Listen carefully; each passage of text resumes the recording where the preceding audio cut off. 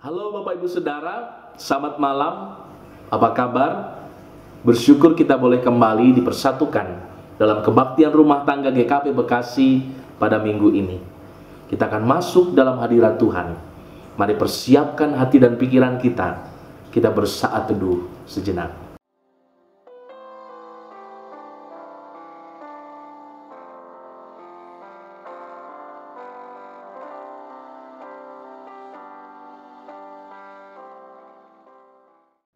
Bapak Ibu Saudara-saudara, mari kita mengawali persekutuan kita dengan menyanyikan Seperti Rusa Rindu Sungaimu.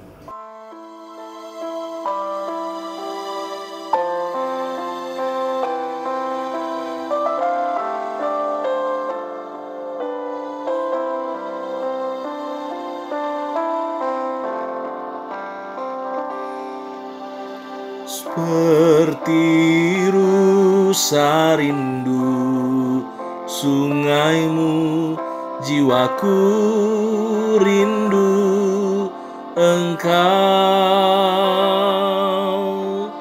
Kaulah Tuhan hasrat hatiku, ku rindu menyembahmu.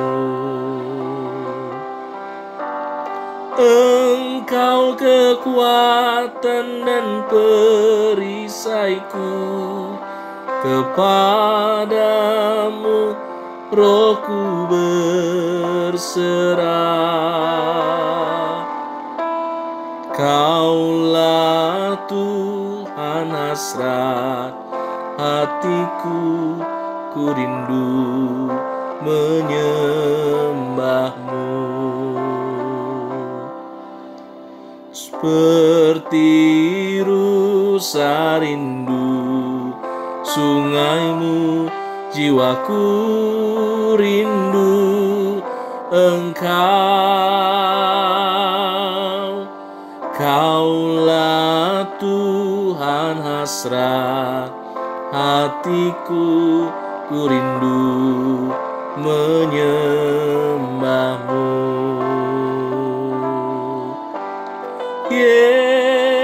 Yesus, Yesus, Kau berarti bagiku. Yesus, Yesus, Kau segalanya bagiku.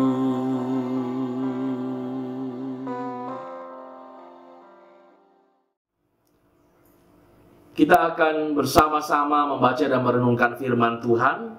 Pembacaan Alkitab pada KRT malam ini diambil dari Roma pasal 8 ayat 1 hingga ayat 11. Mari kita persiapkan terlebih dahulu Roma 8 ayat 1 hingga ayat 11.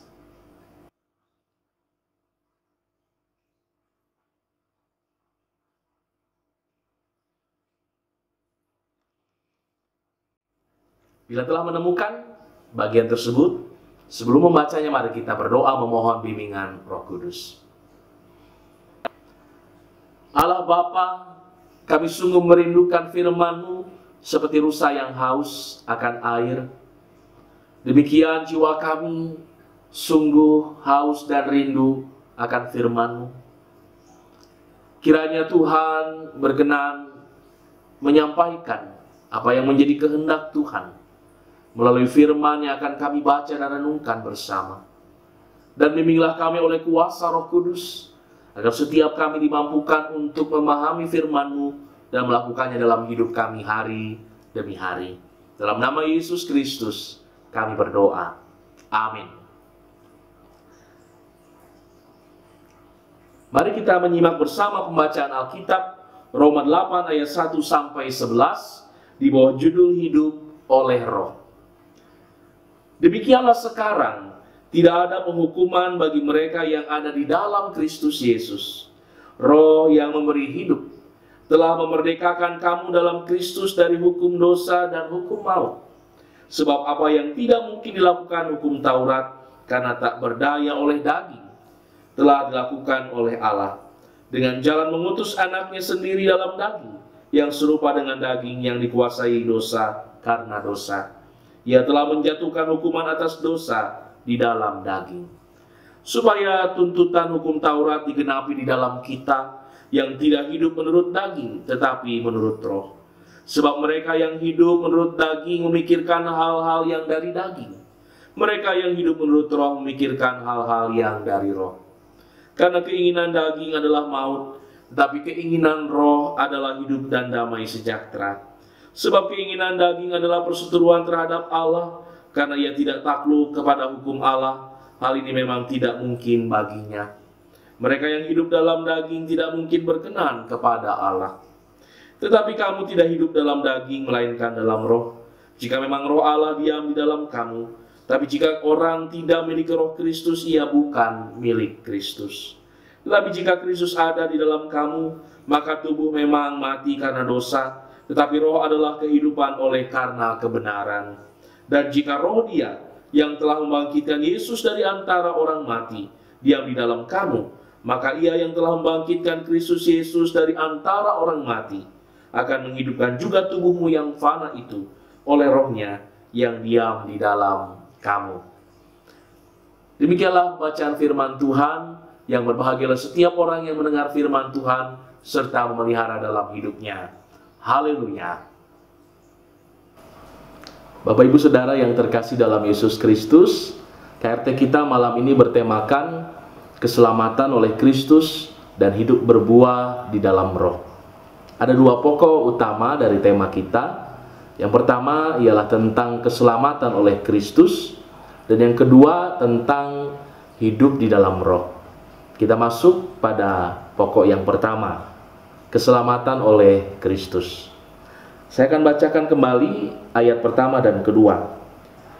Demikianlah sekarang tidak ada penghukuman bagi mereka yang ada di dalam Kristus Yesus. Roh yang memberi hidup telah memerdekakan kamu dalam Kristus dari hukum dosa dan hukum maut. Bapak Ibu Saudara yang terkasih dalam Tuhan, pembacaan kita pada malam hari ini ada pada konteks kehidupan jemaat Roma yang masih mendua hati.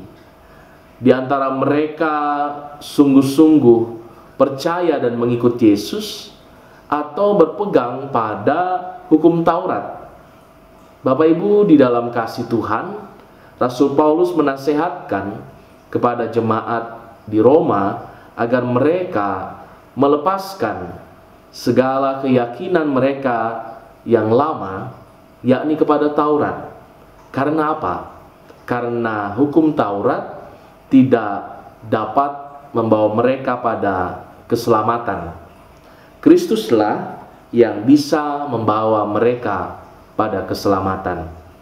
Namun di sini kita harus benar-benar memahami apa yang dimaksud oleh Paulus tentang keselamatan di dalam Kristus dan bukan di dalam Taurat. Bapak Ibu Saudara di dalam kasih Tuhan, kita mengetahui bersama bahwa Rasul Paulus sendiri adalah seorang Yahudi. Bahkan dia seorang yang sangat memahami tentang hukum Taurat.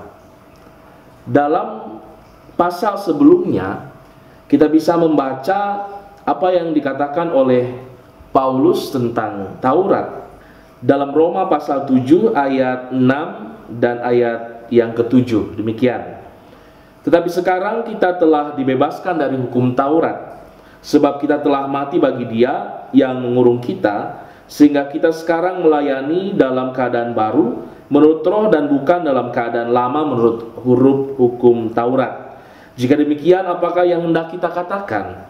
Apakah hukum Taurat itu dosa? Sekali-kali tidak. Sebaliknya justru oleh hukum Taurat aku telah mengenal dosa, karena aku juga tidak tahu apa itu keinginan, kalau hukum Taurat tidak mengatakan jangan mengingini. Kemudian pada ayat yang ke-14, sebab kita tahu bahwa hukum Taurat adalah rohani, tetapi aku bersifat daging, terjual di bawah kuasa dosa.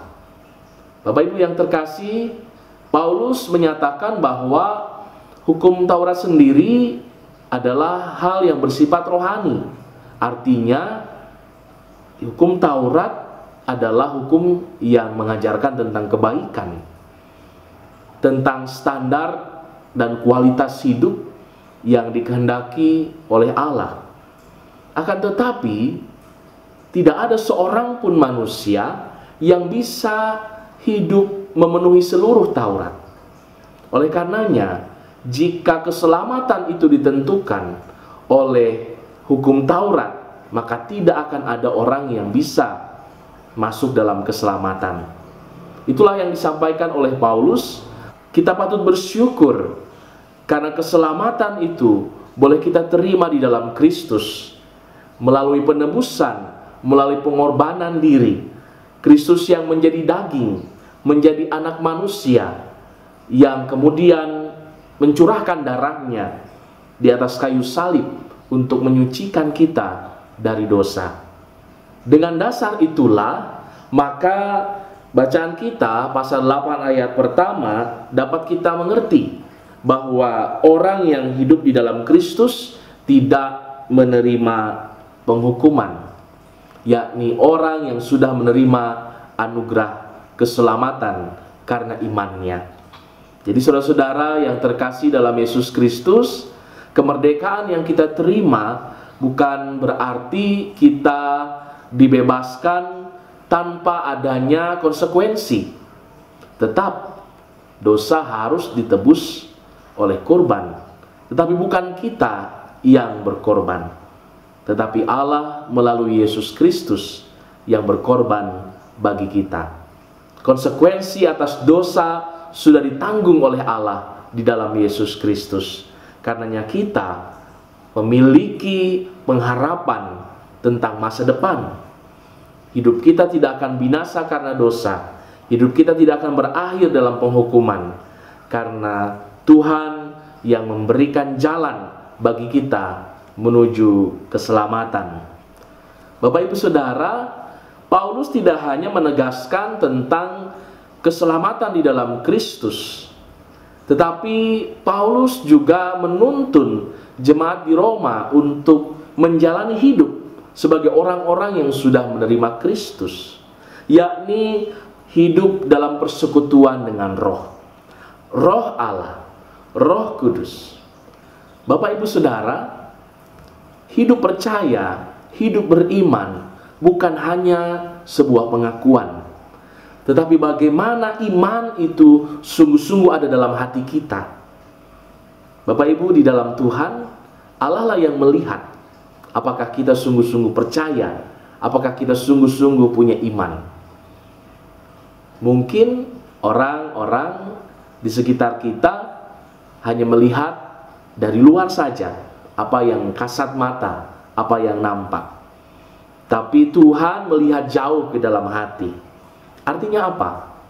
Orang yang menunjukkan kesalehan, orang yang menunjukkan bagaimana dia menjalankan kewajiban-kewajiban agama, ternyata belum bisa menentukan apakah ia sungguh-sungguh menghayati imannya. Ibarat Bapak Ibu Saudara, ketika kita masuk ke dalam satu tempat, ada metal detektor. Kalau kita membawa barang-barang dari metal atau besi, maka alat itu, sensor itu akan bunyi, walaupun itu disembunyikan, karena alat itu bisa mendeteksi apa yang ada di dalam yang tersembunyi.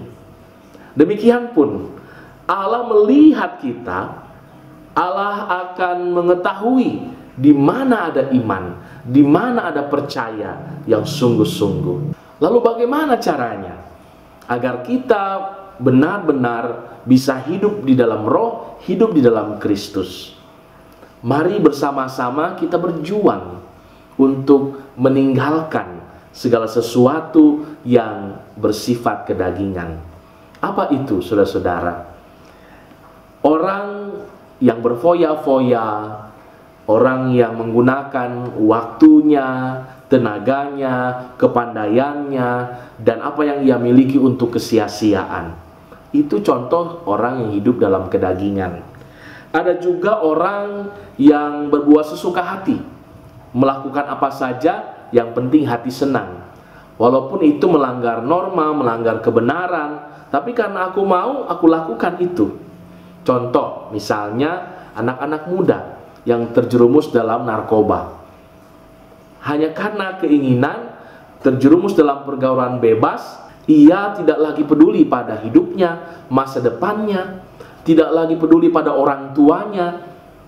Bukan hanya itu, ada juga anak-anak yang menyia-nyiakan waktu, fasilitas yang diberikan oleh orang tuanya. Sekolah berpindah dari satu tempat ke tempat yang lain karena kemalasan, karena tidak mau berusaha, karena tidak mau berjuang. Dikuliahkan, sudah habis banyak uang, tapi tidak selesai, pindah lagi ke tempat lain, pindah lagi ke tempat lain. Itu adalah ciri-ciri dari orang yang masih dikuasai oleh kedagingan. Kurang kepekaan, kepedulian pada orang tua yang sudah berjeri lelah, kurang kepedulian terhadap waktu, menyia-nyiakan waktu, merasa memiliki waktu yang panjang padahal sesungguhnya sangat terbatas. Bahkan ada banyak hal lain yang ditentukan hanya semata-mata karena keegoan kita. Bapak Ibu Saudara yang terkasih dalam Yesus Kristus, demikian pun orang yang menghalalkan segala cara untuk meraih tujuannya, atau orang yang rela mengorbankan sesamanya demi kepentingannya, orang yang berulang kali menyakiti sesamanya hanya untuk kepuasan diri, senang ketika melihat orang lain susah. Itu juga adalah contoh dari orang yang masih dikuasai oleh kedagingan. Dalam rumah tangga, ketika kita menyia-nyiakan keluarga, menyia-nyiakan pasangan kita, menyia-nyiakan anak kita, orang tua kita, itu juga adalah hidup yang dikuasai oleh kedagingan. Kadang orang baru menyesal ketika sudah kehilangan waktu dan kesempatan. Bapak Ibu Saudara, inilah saatnya bagi kita untuk mengambil keputusan secara tegas. Kita meninggalkan semua sifat-sifat kedagingan kita dan menata hidup yang baru di dalam roh. Saya akan memperlihatkan gambar berikut ini.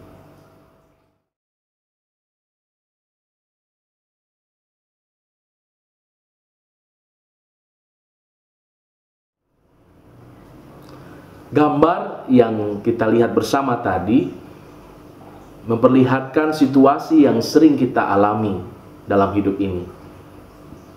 Kita berusaha untuk mempertahankan sesuatu yang sebenarnya justru membuat kita semakin jauh dari keselamatan. Sementara tangan Allah yang terulur kita abaikan, maka lepaskanlah yang membuat hidup kita menjauh dari Allah, yakni hal-hal yang bersifat kedagingan. Dekatkanlah diri kita kepada Allah, raihlah uluran tangannya dengan selalu hidup di dalam roh. Hidup di dalam roh memungkinkan kita kembali dalam kemuliaan seperti semula kita diciptakan. Manusia satu-satunya ciptaan yang dibuat segambar dengan rupa Allah. Maka manusia memiliki kebaikan di dalam dirinya sebagaimana Allah memiliki cinta kasih dan kebaikan. Dengan hidup dalam roh, kita semua dimungkinkan untuk hidup bagi kemuliaan Tuhan, hidup bagi sesama, hidup bagi dunia ini. Saudara-saudara, itulah hidup yang berbuah, hidup yang dikehendaki oleh Allah bagi setiap orang yang sudah diselamatkan olehnya dari kebinasaan karena dosa melalui penebusan Tuhan kita Yesus Kristus. Gereja saat ini memerlukan orang-orang yang dengan tegas menolak kedagingan dan mau hidup di dalam roh, hidup berbuah, hidup menjadi berkat dimanapun ia berada. Saudara-saudara, ini adalah perjuangan kita bersama, bukan perjuangan satu dua orang saja, bukan hanya perjuangan umat, tapi juga perjuangan kita sebagai para pelayan. Semakin hari kita boleh semakin menyenangkan hati Tuhan, semakin hari kita semakin boleh mempersembahkan hidup bagi hormat dan kemuliaan namanya. Tuhan senantiasa memampukan kita melakukan firman-Nya. Amin.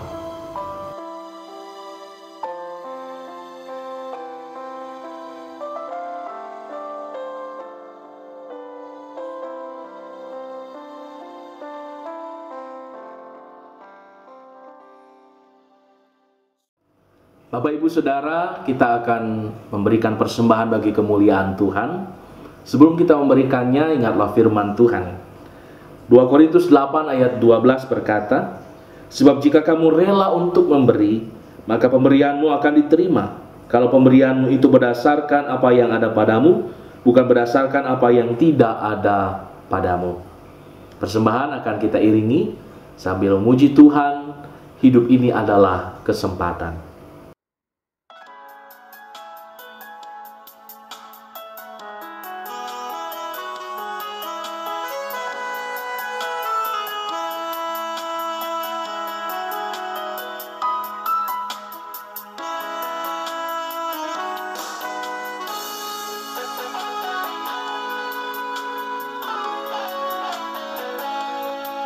Hidup ini adalah kesempatan. Hidup ini untuk melayani Tuhan. Jangan sia-siakan waktu yang Tuhan beri. Hidup ini harus jadi berkat. Hidup ini adalah kesempatan. Hidup ini untuk melayani Tuhan. Jangan sia-siakan waktu yang Tuhan beri. Hidup ini harus jadi berkat. Oh Tuhan, pakailah hidupku selagi aku masih kuat. Bila saatnya nanti ku tak berdaya lagi, hidup ini sudah jadi berkat.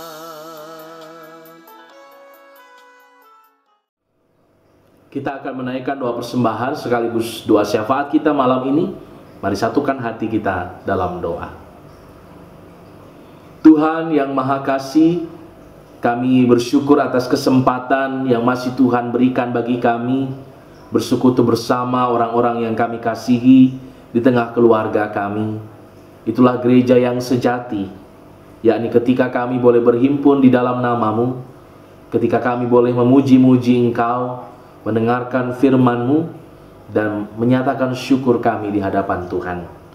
Persembahan telah kami himpunkan, kiranya Bapa berkenan menerima menguduskan persembahan itu, agar boleh menjadi persembahan yang berbau harum di hadapan-Mu, dan menjadi berkat melalui pelayanan gereja-Mu di tempat ini. Bapa, malam ini perkenankan kami untuk membawa pokok-pokok syafaat kami.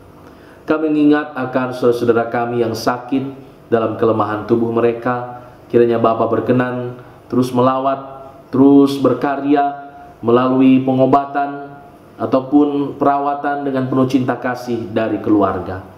Kami berdoa bagi Ibu Sarti Karel, Ibu Nurmiati Napitupulu, Bapak Paulus Panggo, Bapak Arthur Pakpahan, Bapak Kasman Huta Barat, Bapak Japadi Siregar, Ibu Letina Saragi, Ibu Risma Utapea, Ibu Lea Raymond Oktosea, Ibu Atik Simatupang, Ibu Yani Wijaya, Ibu Setia Dewi Haryanja, Bapak Talib Sule, Ibu Tialam Simatupang, Bapak Cipto Yudi Harja, Ibu Seba Siregar, Bapak Jeffrey Sumpeno, Ibu Rosma Simanjuntak, Bapak Suryadi Pakpahan, anak kami Dustin, Saudari Yohana Sinambela, Ibu Elvi Derina, Bapak RJ Rumate, Ibu Saimi Niman, Bapak Lorenz Petonengan, Bapak Tony Pardede, Bapak Simon Damani, bagi Bapak Dwi Arifianto Niman, dan saudara-saudara kami yang lain yang tidak dapat kami sebutkan.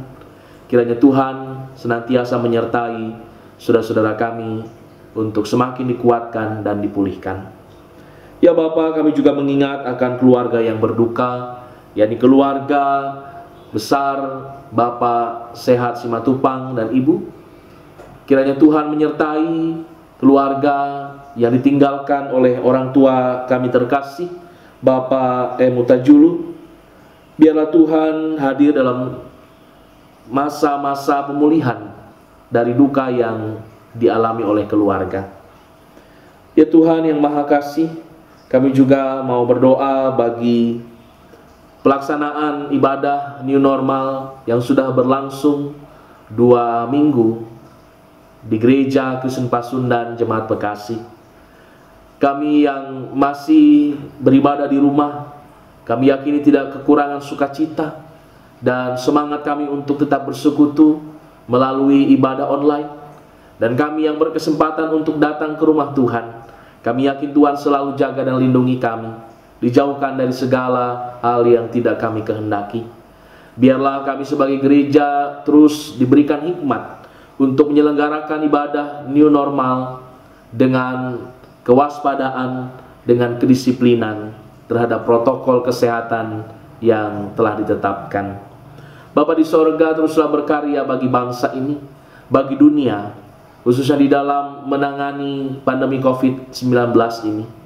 Biarlah Tuhan menolong khususnya pemerintahan bangsa kami untuk bersama-sama segenap jajaran pemerintahan baik di pusat maupun di daerah memulihkan kembali keadaan bangsa ini, baik dalam hal kesehatan maupun juga dalam perekonomian, dalam kehidupan berpolitik dan lain sebagainya. Ketika ada banyak kepentingan yang mencoba mencari kesempatan di tengah kesulitan yang ada, biar Tuhan meredam itu semua. Tuhan memakai aparat, Tuhan memakai orang-orang yang memiliki wewenang untuk senantiasa menghadirkan situasi dan kondisi yang tetap penuh damai, sejahtera, aman, dan tertib. Bapa di sorga, ulurkanlah tangan-Mu bagi banyak orang yang menderita, bagi banyak orang yang berseru kepada Tuhan. Mungkin tak jauh dari kami ada orang-orang yang demikian. Maka pakailah kami Bapa, kami yang hidup dalam Kristus, hidup dalam Roh, yang mampukan kami untuk menyatakan kebaikan sebagai buah-buah dari iman kami. Ya Bapa, inilah doa kami, inilah syafaat kami, bersama seluruh doa di hati kami bawa kepadamu. Dalam nama Yesus Kristus, Tuhan dan Juru Selamat kami yang hidup, Tuhan yang telah mengajar kami berdoa. Bapa kami yang ada di sorga, dikuduskanlah nama-Mu. Datanglah kerajaan-Mu, jadilah kehendak-Mu di bumi seperti di sorga. Berikanlah kami pada hari ini makanan kami yang secukupnya, dan ampunilah kami akan kesalahan kami, seperti kami juga mengampuni orang yang bersalah kepada kami. Dan jangan bawa kami ke dalam pencobaan, tetapi lepaskanlah kami daripada yang jahat, karena Engkau yang punya kerajaan, dan kuasa, dan kemuliaan sampai selama-lamanya. Amin. Bapak Ibu, di dalam kasih Tuhan, tetaplah berjalan dengan pilihan yang tepat. Kita boleh hidup dalam roh, bukan dalam daging, karena keselamatan hanya ada di dalam Kristus.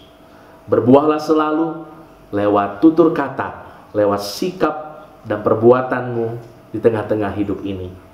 Maka Tuhan akan selalu menyertai dan mengiringi kita dengan berkat-Nya. Terimalah berkat Tuhan. Damai sejahtera dari Allah yang melampaui segala akal akan melindungi hati dan pikiranmu di dalam Kristus Yesus. Kiranya berkat dari Allah Bapa, Anak, dan Roh Kudus menyertai saudara-saudara kini dan selama-lamanya. Amin. Amin. Amin. Amin.